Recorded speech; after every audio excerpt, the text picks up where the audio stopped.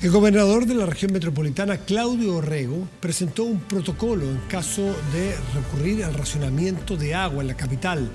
La estrategia funcionará en base a un semáforo que cuenta con 4 fases distintas.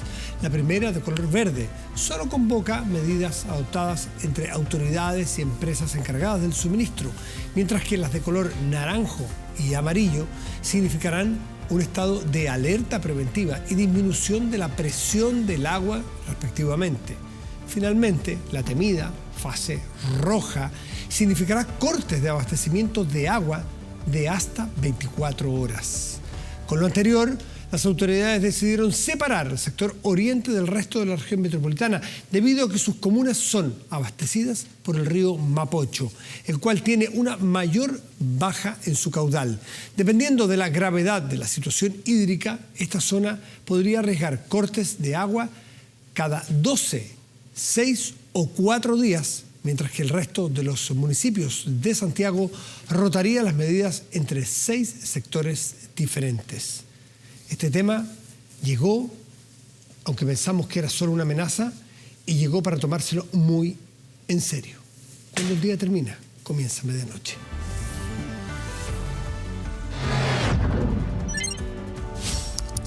Medianoche. Y justamente sobre ese tema, o con ese tema partimos hoy. Nos acompaña Claudio Fuentes, que es académico, profesor titular de la Universidad Diego Portales. Claudio, gracias por estar aquí, muy buenas noches. Gracias, Matías, por la invitación. Y felicitarlo por esta nominación, porque tener el rango de profesor titular de una universidad prestigiosa como la UDP, bueno, no todos llegan así. La prueba es que con un grupo de profesores les dieron se puede decir como que es un reconocimiento, ¿no? Es un reconocimiento a una carrera académica y hay distintos niveles, asistente, asociado y titular. Es como jugar en primera, es como ir subiendo de divisiones inferiores hasta debutar. Eso es. Muy bien, Claudio. Bueno, aprovechando esa expertise, además como analista político, Claudio Fuentes, ¿cómo ves tú este primer mes? No quiero ni ponerle ni nombre, ni apellido, ni calificación. Primer mes, bien purito. ¿Cómo lo ves tú? Yo creo que hay que distinguir entre la inauguración y la instalación. La inauguración es cuando parte el gobierno, nombra su gabinete, hace sus primeros actos, que obviamente son simbólicos, pero que tenía bastante de relevancia por el momento que se está viviendo. Estamos viviendo una primera coalición que después del 90 llegaba a formar gobierno, se estaba instalando, etc. En este caso son 2 coaliciones, para ser más exacto. Efectivamente. Hay 2 coaliciones. Sí, ahí hablamos después de las coaliciones. Y yo creo que fue una interesante inauguración con mucho símbolo, con mucho ritual, quebrando un poco el ritmo de lo que tradicionalmente encontrábamos, con una mezcla entre lo republicano, de reconocer símbolos, pero también la nueva generación, la nueva energía, todos los símbolos asociados a sacarse la corbata, acercarse a la gente, los abrazos, el discurso. Creo que una épica bien especial que se instalaba. Efectivamente, o sea, tenía una épica. Después viene la instalación y ahí yo creo que en el mes, como señalaba el propio presidente, esto de las turbulencias. Creo que podemos analizar algunos aspectos buenos, positivos y algunos más críticos. Partamos por lo bueno. A ver, ¿qué te pareció bueno de este mes? Primero, yo creo que es un gobierno que coloca una agenda legislativa que es interesante y que viene de la mano de Giorgio Jackson en los primeros días, por lo menos en algunos foros donde fue a hablar. Tenían claras las prioridades y la agenda legislativa de los próximos 2 años. Primero, una reforma tributaria para habilitar una posibilidad de reforma de pensiones. Segundo, todo lo que tenía que ver con el tema de la amnistía que se estaba negociando en el Congreso y el plan de corto plazo económico, o sea, Chile. Todo lo que viene con Apoya Chile, y que esos son los 2 emblemas del gobierno: hacer una reforma tributaria en el primer semestre y rápidamente instalar con el ministro Marcel, una agenda de alivio económico por la situación que se va a venir y se anticipa a eso. Alivio y reactivación, porque tiene doble propósito. Exacto. Creo que también la agenda con Argentina es importante, no solamente por el hito de que siempre van los presidentes de Argentina, sino porque las relaciones internacionales han estado particularmente debilitadas en los últimos, yo diría más allá de Piñera, porque América Latina está en un momento de fragmentación y por lo tanto hay un símbolo político, pero también de un aire, un nuevo aire. A los periodistas internacionales les llama la atención eso de Boric. Es muy respetado y es como un nuevo referente de las tradicionales izquierdas latinoamericanas. Y ese punto yo creo que Boric lo está cumpliendo o lo está logrando. Hay dos particularidades de este líder de izquierda. Podrían mencionar dos declaraciones del mismo. No se confunde cuando habla de Nicaragua y de Venezuela. Eso desde que era diputado. No se confunde decir que ahí no hay democracia. Y hace muy poco, ya siendo presidente, dijo que los equilibrios fiscales no pueden ser de derechas. Los equilibrios fiscales no tienen color político. Un presidente tiene que velar por el equilibrio fiscal del funcionamiento de un país. Exacto. Y eso para una izquierda latinoamericana es muy novedoso. Claro, y todo lo que tiene que ver con la defensa de los derechos humanos que hizo, que creo que se desmarca del tradicional Venezuela-Nicaragua, coloca una agenda bilateral interesante en el tema energético, por ejemplo, que pasó bien piola, pero que es muy relevante para lo que viene, para los desafíos de Chile. Por lo tanto, creo que es interesante en términos políticos, hay que escarbar un poco más en los acuerdos que se lograron con Argentina. Y por lo tanto creo que un gobierno desde ese punto de vista que tiene claro una foto grande de para dónde va. Más moderado, con la designación de Marcel y una serie de actores, el mismo Monte, Maya Fernández, es decir, hay un elenco interesante y con una proyección política, con una agenda más moderada de lo que podríamos haber pensado, y eso creo que le da una impronta distintiva a este gobierno.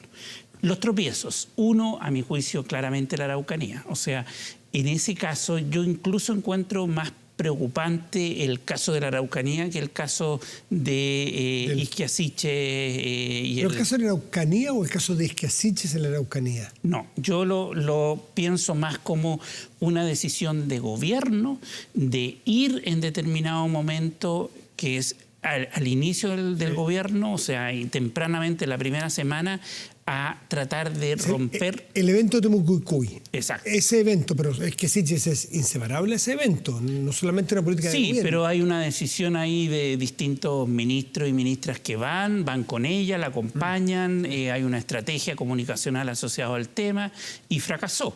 Y yo creo que fue un error que incluso, según las versiones de prensa, no he hablado con los actores que participaron ahí, según las versiones de prensa, fue recomendado el que no hiciera esa ida a Temucuicui y por lo tanto creo que desde ese punto de vista un error político de anticiparse. Creo que fue una motivación, exceso de entusiasmo, tú lo dices, respecto de esa situación, porque hay que tomárselo muy con calma. Que muchos analistas critican que los distintos errores, algunos más graves que otros, que ha habido varios, sobre todo la ministra Siches, acusan en ello arrogancia, es decir, a mí no me va a pasar nada. Ustedes no pueden ir a Temucuicui, pero yo puedo ir.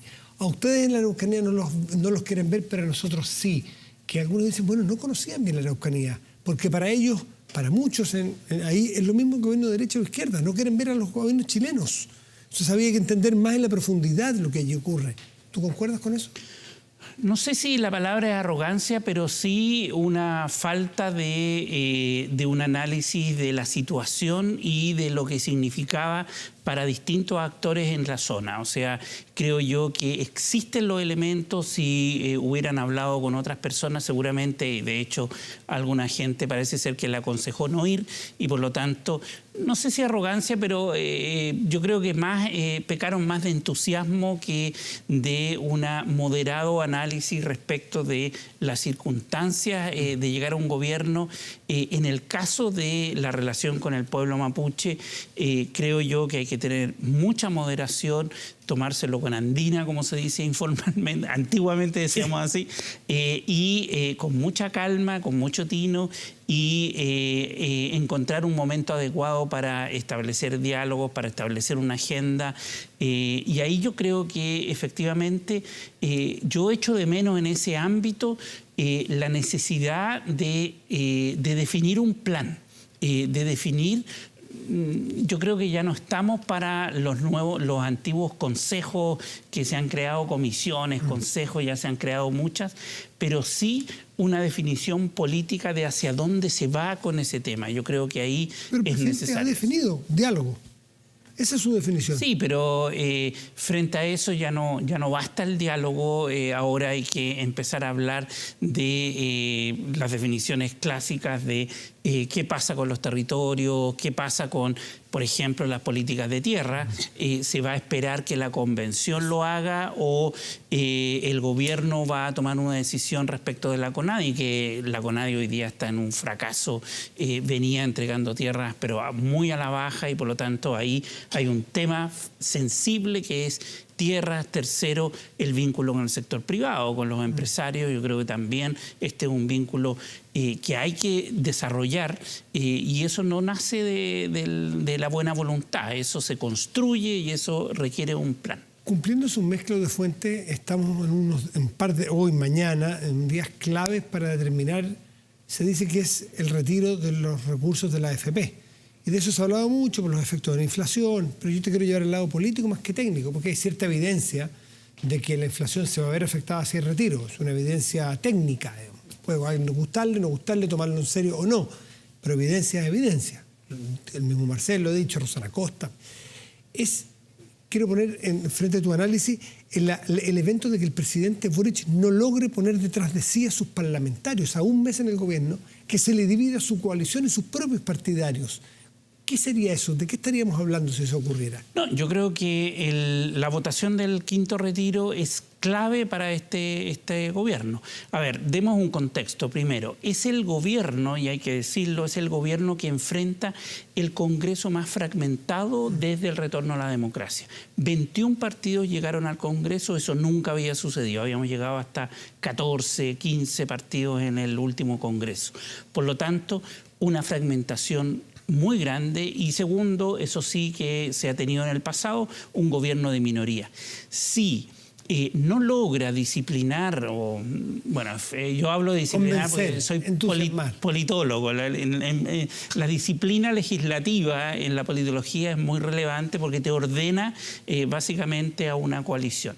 Si no logra establecer esa disciplina legislativa en su favor, yo creo que va a ser una señal política muy compleja, no solamente por el hecho del quinto retiro, sino que para lo que viene del gobierno. O sea, administrar una coalición que está con algunos partidos a favor y en contra es complejísimo. O sea, muchos analistas sostienen que el gobierno del presidente Piñera tiene un antes y un después. Bueno, tuvo varios, tuvo el caso Catrillanca, tuvo el 18 de octubre, pero políticamente tuvo uno cuando no tuvo detrás de sí a sus propios parlamentarios y a los partidos de derecha, tanto su ex partido RN, a la UDI, y no sabía con quién contar el presidente Piñera. Entonces, para muchos ese fue definitivamente marcar el fin de un gobierno, un presidente como un general, como un jefe de batallón sin soldados, aunque los parlamentarios no son soldados, pero y eso le podría pasar muy tempranamente. ¿A eso te refieres? Sí, o sea, claramente. O sea, esto le puede pasar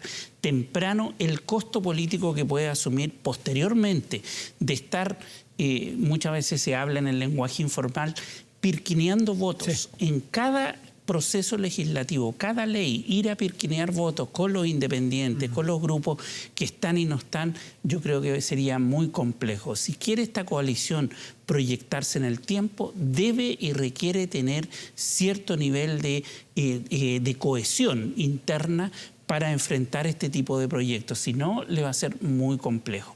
Y esto tiene una proyección en el debate sobre el proceso constituyente, porque De esto estamos hablando cuando estamos hablando de la gobernanza de un sistema político. Es decir, la capacidad de los gobiernos de construir mayorías.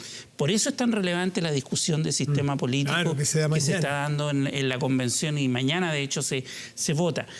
¿Por qué? Porque un gobierno no solamente llega con su 56%. De hecho, hay un elemento de este primer mes de Boric que antes había pasado con Piñera y con Bachelet, y es la rápida caída en las encuestas. Y eso es bien obvio. Y es más rápido aún que los otros. Y un poquito más rápido, sí. Claro. Y es obvio. ¿Por qué? Porque los presidentes llegan con el 30% o 26% en el caso de Bachelet y Piñera de votos del universo electoral chileno.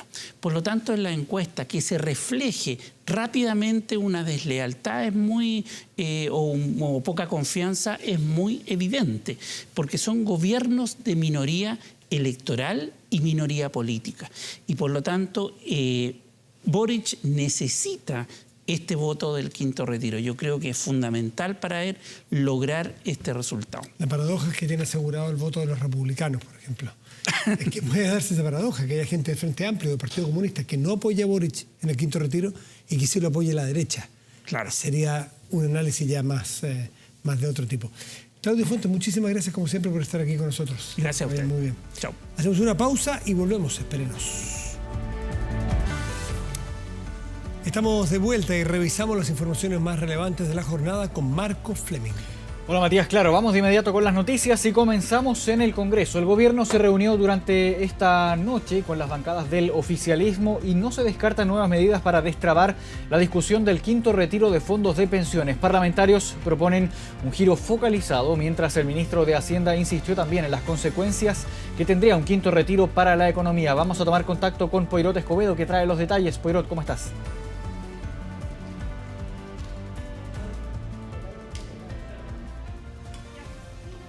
¿Qué tal? ¿Cómo están? Muy buenas noches. Intensas negociaciones durante gran parte de la tarde se han desarrollado entre los ministros del gobierno del presidente Gabriel Boric y parlamentarios de la centroizquierda. El objetivo, encontrar un acuerdo que permita unar criterios y así, de alguna manera, sortear lo que es el debate del quinto retiro, el cual el gobierno ya ha señalado está en contra por las distintas situaciones que podrían derivarse de este, como son la inflación o que las personas hagan uso de sus propios recursos para sortear los efectos económicos negativos, bien digo, de la crisis económica que se está arrastrando. Una situación, por cierto, que se venía también discutiendo durante la tarde, durante el mediodía también, en dos sesiones en donde la Comisión de Constitución de la Cámara de Diputadas y Diputados tuvo audiencias, primero para escuchar a los autores de los distintos proyectos que hablan sobre un quinto retiro de fondos de las AFP, y posteriormente se escuchó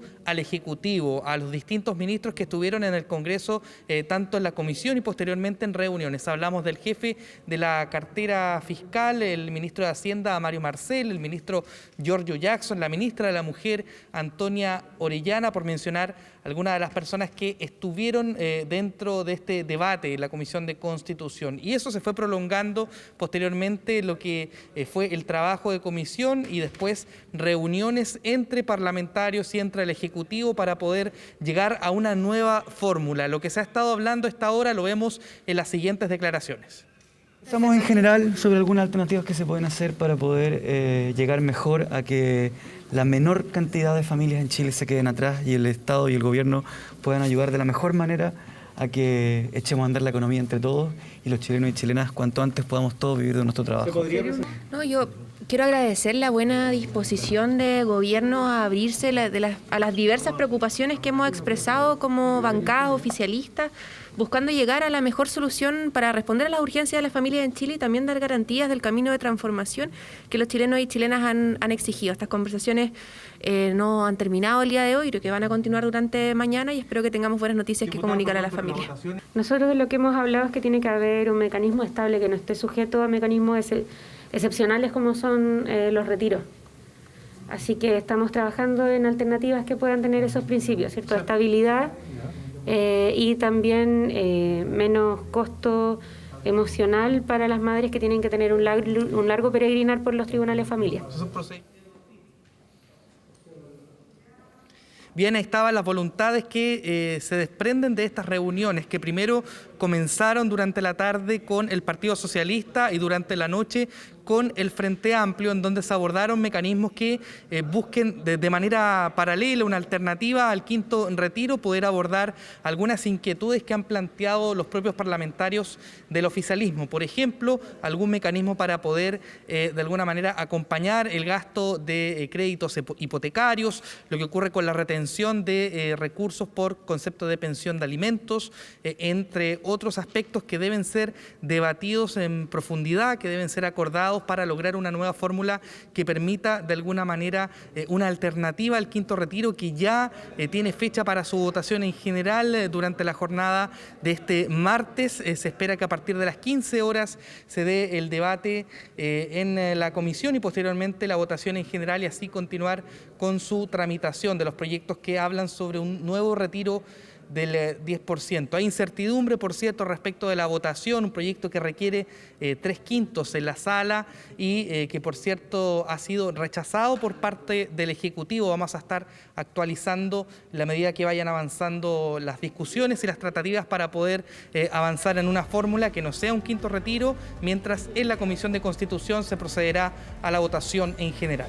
Claro, bien atentos entonces a este martes con la votación que se debería desarrollar en la comisión. Gracias, Poirot, por el informe. Buenas noches. Y seguimos hablando de política. Las turbulencias expresadas por el presidente Gabriel Boric para graficar el despegue del gobierno en su primer mes fueron tema obligado en La Moneda. La oposición cuestionó los errores en el periodo de instalación, mientras en la sede de gobierno se confirmó que el equipo del Ministerio del Interior será reforzado.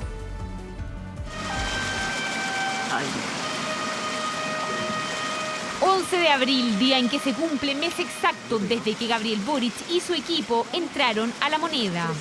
Presidente, buenos días. Tiempo de análisis y reflexión en medio de agitadas jornadas que han puesto a la ministra del Interior como blanco de críticas por estas declaraciones. Que identificamos que uno de los aviones de las expulsiones que se hicieron, por ejemplo, a Venezuela, retornó con las mismas personas. Ha cometido errores, lo hemos dicho públicamente, ella lo ha asumido públicamente, se ha hecho cargo de esos errores. Dura declaración de la vocera tras los falsos argumentos que generaron un sumario interno en la Dirección de Extranjería y que incluso llevó a la Fiscalía a abrir una investigación penal para determinar la existencia de eventuales delitos asociados a funcionarios del gobierno anterior o posibles irregularidades, porque Siches decidió no denunciar un posible ilícito. Por ahora, la ministra sigue manteniendo silencio y tras el impasse, La Moneda ya anunció que su equipo será reforzado para enfrentar los futuros meses. Somos un equipo, nos apoyamos mutuamente y tenemos una convicción junto a la ministra del Interior de que el reforzamiento de Interior es un reforzamiento del gobierno completo y es una prioridad para nosotros, y eso está encabezado por la misma ministra del Interior. Declaraciones de Vallejo tras un nuevo comité político en La Moneda, una jornada de reflexión tras un complejo primer mes de instalación.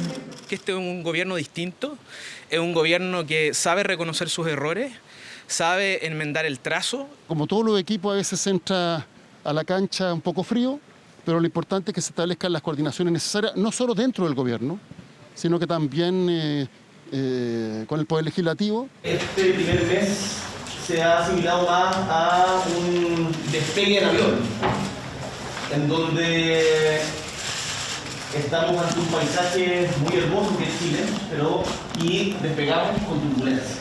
Complicado despegar con el caso Siches como uno de los factores de la turbulencia. Un mes de trabajo que ha sumado diversas polémicas. Hemos visto hasta ahora improvisación, hemos visto falta de oficio, hemos visto falta de capacidad de conducción y lo más complejo, hemos visto poco al presidente de la República. Y queremos hacer un llamado a terminar con la improvisación, a terminar con el amateurismo que hemos visto estos últimos meses. A este gobierno le tiene que ir bien y para eso hay que estar preparados. Hemos visto una seguidilla de errores que nos preocupa. Primer mes de los 47 que restan de la administración Boric. Para los próximos días se espera un despliegue territorial de los ministros en distintas regiones del país para explicar el plan Chile Apoya. Isquia Siches se mantendrá en Santiago, pero este martes y miércoles está citada a 2 comisiones de la Cámara de Diputados. Una de ellas noticias, la de Seguridad Ciudadana, en donde pronunció los polémicos dichos que en esa misma instancia le han pedido explicar. Judicial de expulsión, o sea, es grave. Y atención con lo siguiente, porque están abiertas ya las postulaciones para rendir la primera prueba de transición universitaria de invierno. Estas pruebas se van a realizar el 4 y 5 de julio. En esta ocasión, los estudiantes van a poder inscribir libremente los exámenes de su interés entre comprensión lectora, matemáticas, ciencias e historia y ciencias sociales.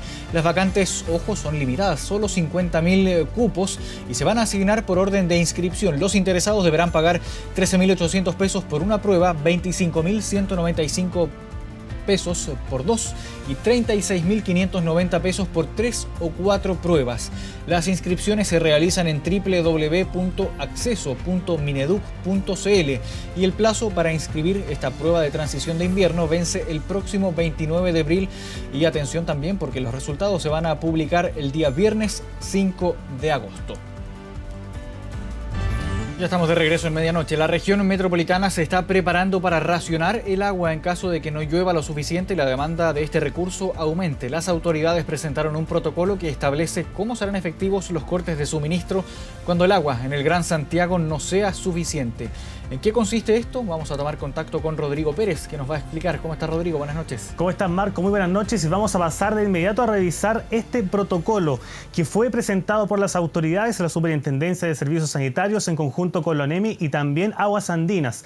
Establece 4 etapas fundamentales principales, pero son 2 las más críticas. Estamos hablando de una alerta amarilla, donde aquí se estaría pensando, por ejemplo, reducir las presiones del agua, y la alerta roja es la más compleja, donde se estaría pensando cortes de agua rotativos. Estos podrían ir desde 4, 6 hasta 12 días en promedio por fecha, y eso entonces se tiene que establecer dependiendo, eso sí, en qué etapa se encontraría cada zona. Vamos a escuchar a continuación algunas declaraciones. Las autoridades también explicaron parte de este plan presentado durante esta última jornada.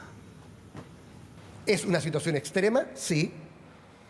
Seguimos pensando que no la podemos descartar dentro de los próximos 12 meses.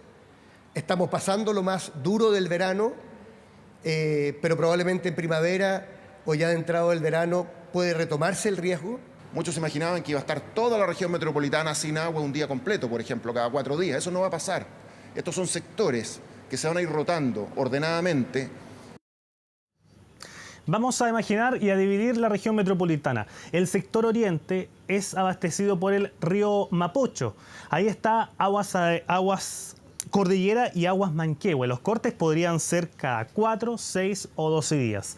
El resto de la región metropolitana está abastecido por el río Maipo, estamos hablando de Aguas Andinas, y ahí podría ser cada 6 días. Pero hay una excepción con las comunas Estación Central, Cerrillos y también Maipú, porque están abastecidos por SMAPA y estas 3 comunas no están incluidas en este plan. Pero ahora bien, ¿qué tan cerca estamos de implementar este protocolo? Vamos a escuchar a continuación a María Molinos. Ella es profesora del Departamento de Ingeniería Hidráulica y Ambiental de la Pontificia Universidad Católica de Chile. Es difícil saber eso porque es difícil también como predecir exactamente la demanda. O sea, si todos nosotros ahora dejáramos de utilizar la mitad del agua, nunca estaríamos lejos de ese punto.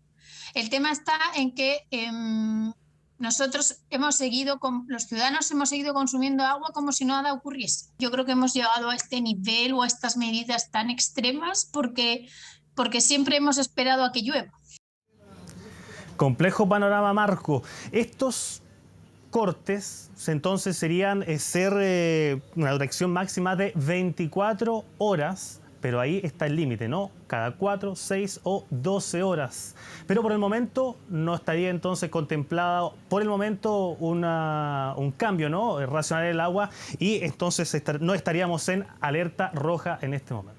Claro, hay que esperar, rogar, también cuidar el agua para no llegar a este escenario que sería el más complejo. Hay que recordar que esto va a funcionar como un semáforo, va a contar con 4 fases, siendo la más grave esta fase de color rojo, la que implicaría este racionamiento ya un poco más estricto, con cortes más prolongados de suministro de agua en estos intervalos que tú nos mencionabas. Esperemos que no tengamos que llegar a ese escenario, Rodrigo. Muchas gracias por este contacto. Buenas noches. Buenas noches.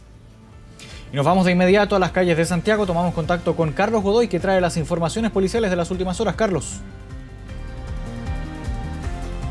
Muy buenas noches. noches, Marco. Claro, vamos con las principales informaciones policiales que han ocurrido durante horas de esta tarde y vamos a comenzar en la región de Valparaíso, donde lamentablemente una persona falleció tras ser apuñalada, todo esto tras un robo, el cual resultó frustrado en la avenida Pedro Montt. Un hecho registrado cerca de las 5 de la tarde, de acuerdo a los primeros antecedentes recopilados por Carabineros. La víctima se trasladaba en un bus de la locomoción colectiva en conjunto con su padre cuando un hombre de pronto le intentó arrebatar el celular a su hijo. Esta situación él la vio, se generó un forcejeo en este lugar. Este robo resultó frustrado debido a que el padre de la víctima lo defendió. Sin embargo, este delincuente, sin mediar provocación, le provocó varias puñaladas con un arma blanca a la altura del pecho al momento de que él estaba bajando desde este autobús, lo que le causó la muerte en las afueras de un supermercado que se encuentra en ese sector, en la avenida Pedro Montt. Carabineros está revisando cámaras de seguridad para poder dar cuenta de la identidad de este delincuente, el cual hasta el momento se encuentra prófugo, pero sin embargo la institución policial está realizando diversas diligencias para establecer la dinámica de estos hechos y también corroborar la identidad de este homicida. Tenemos declaraciones que pasamos a escuchar a continuación. Lo único que vi, el joven estirado ahí, pero todos comentaron que lo asaltaron, ¿ah? Y lo único que vi el joven, nada más, porque estaba comprando aquí mismo, al frente, que lo asaltaron, nada más. Eso es lo único que vi.